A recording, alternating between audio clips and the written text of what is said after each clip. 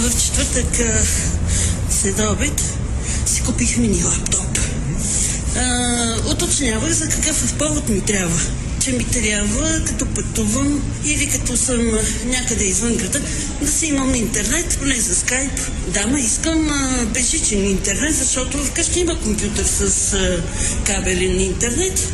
Искам си безжичен. И устройство, което се вкарва, всички го знаем. Устройството го знаем това, но не знаем, че има други подробности. Значи в четвъртък го купувам при вечер, после вечерта от 8:30 до 12 си го настройвах и сутринта по телефона получавам съобщение, че ми изчерпан лимит.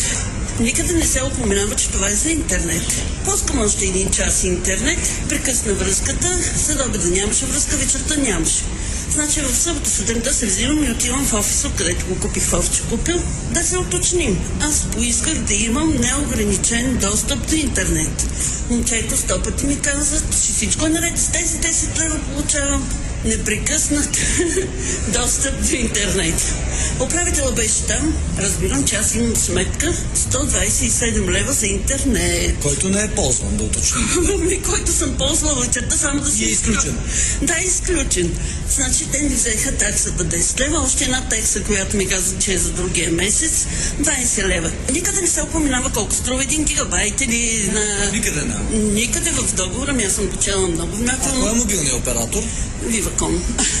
Много ги обичам тях, защото имах проблеми с телефона си преди и спрях да го ползвам, плащам само таксата там.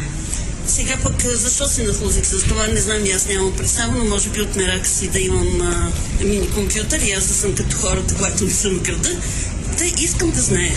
2 пъти звънях на оператори, защото няма на кого да поискаш справка, да ти кажат на какво се дължат тия 127 лева. Когато ми казва, че имам 750 мегабайта интернет, аз съм направила 856. Значи 156 отгоре.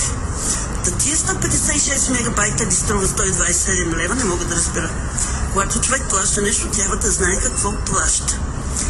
Другата операторка мутаме и тя каза, че не може да ми каже нищо във връзката, трябва там в магазина да ми обяснят. Другите двамата, които ми продадаха лаптопа, ги нямаше да смяна. Момчето, което беше там, ми каза, че не предлагат такава услуга, неограничен достъп, не предлагат. На вечерта и телефона ми беше изключен. И аз звънах отново на оператор да попитам защо са ми изключили телефона, когато там са ми е платено всичко. И тя ми обясни така, че двете са на една сметка, че двете са свързани. Искам да знам какво трябва да плата и защо трябва да плата 120 лева за нещо, което не съм ползвала. Вие как го виждате? Златен ли е той?